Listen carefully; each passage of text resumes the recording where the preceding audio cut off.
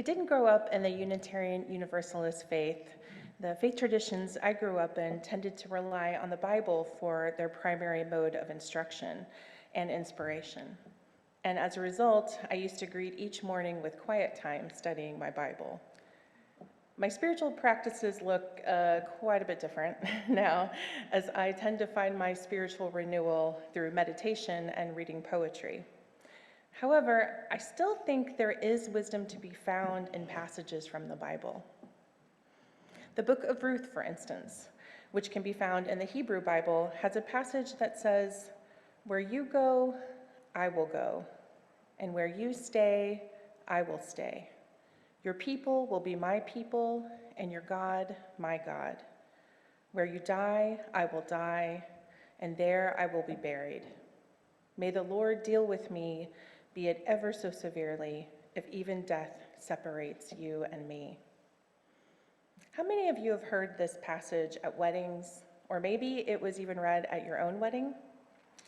I don't think I understood until quite recently that this passage is actually depicting a deep and loving friendship between two women and the commitment that one of them makes to stay with the other throughout the whole of their lives.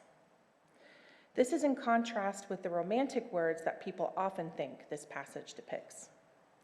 Thinking about how verses and poems and songs are often taken to be about romantic relationships rather than the deep bonds we can experience through friendship gave me pause to reflect on the importance of long-lasting friendships and the chosen family of friends many of us develop throughout our lifetimes. How we as a culture sometimes devalue those friendships when we could do well with fostering them and recognizing how vital they are to giving our life meaning. I don't know about you, but I've had several close friendships that have broken up for one reason or another, and it's been immensely painful. And yet, there's often no space to be made for that pain in our culture.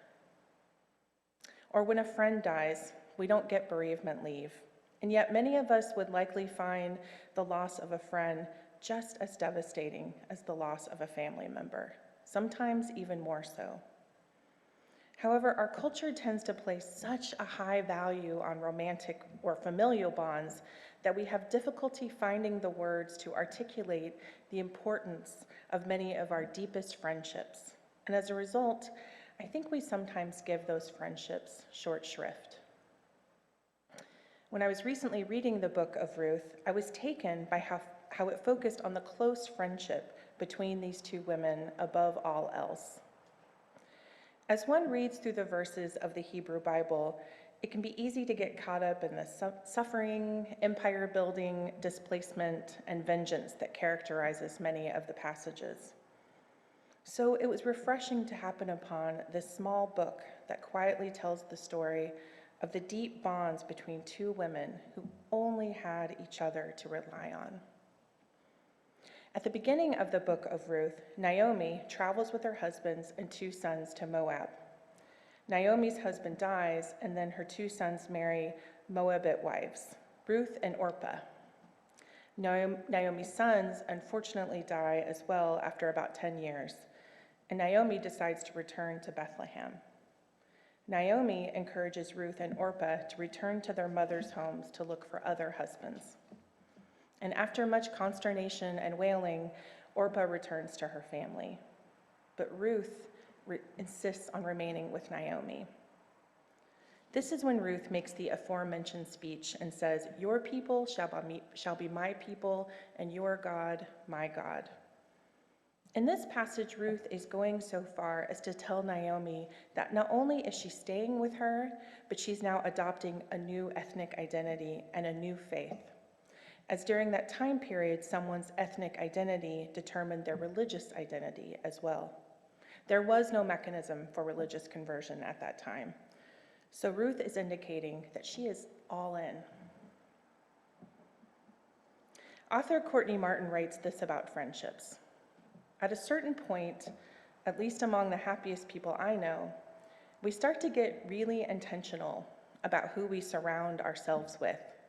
We grow unsatisfied with the inheritance, with the sense that our friends are happening to us. we realize that we've been neglecting one of our most thrilling powers.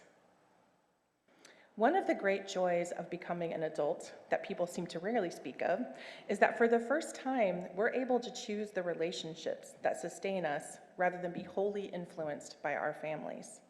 We get to decide who we spend our time with and also whose influence is often the most significant over our lives, sometimes for good and sometimes for ill. We often get to choose the newest members of our family and curate the list of whose guidance and comfort we seek.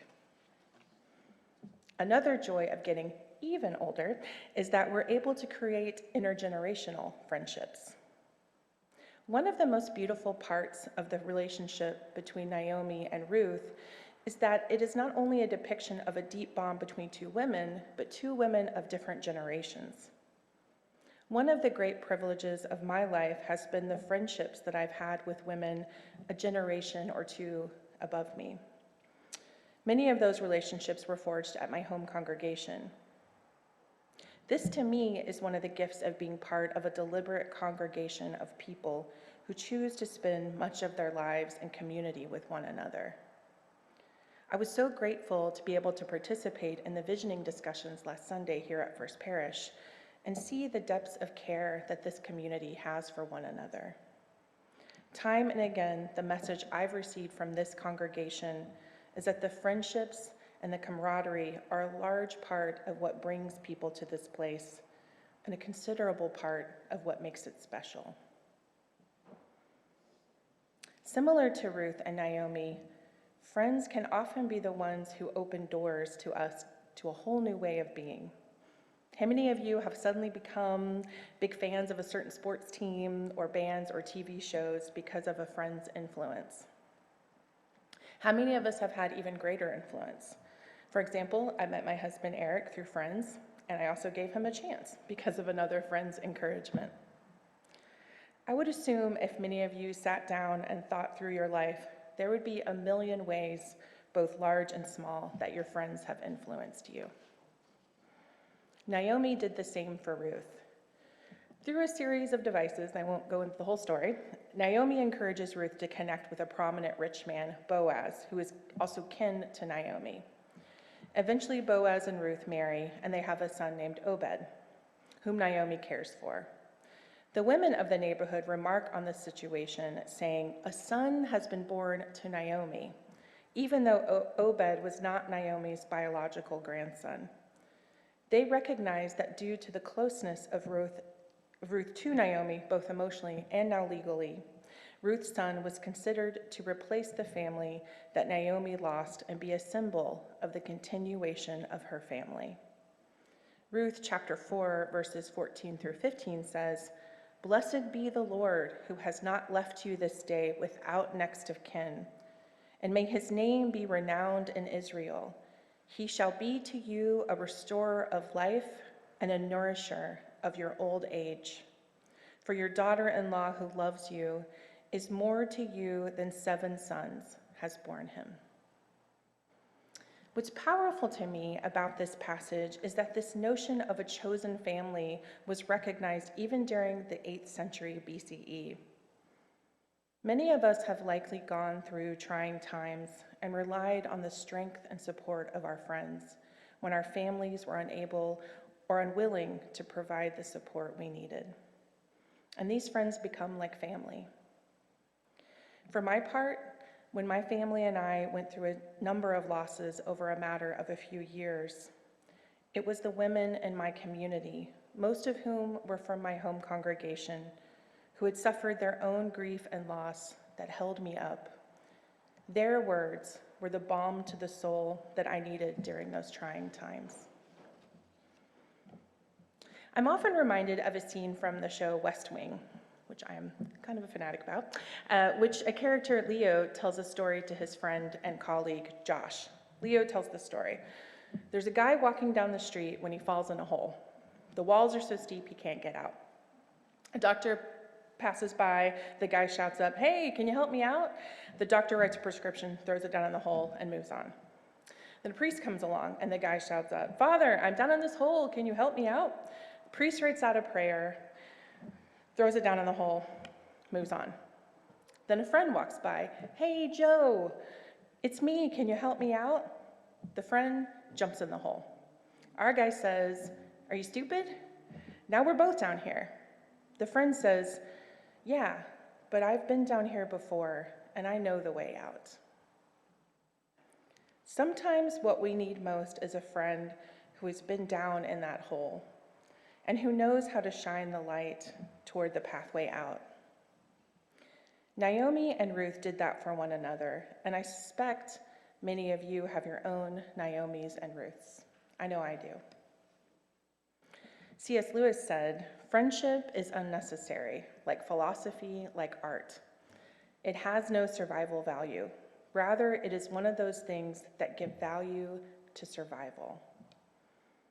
While it is true that friends are often there for us in our most joyful moments, I mean, what's better than going with a group of friends to a movie and then arguing about it later in the parking lot? But many of our friendships are also something more than that. They are the people who have seen us at our worst and yet choose to love us, even though they don't have to.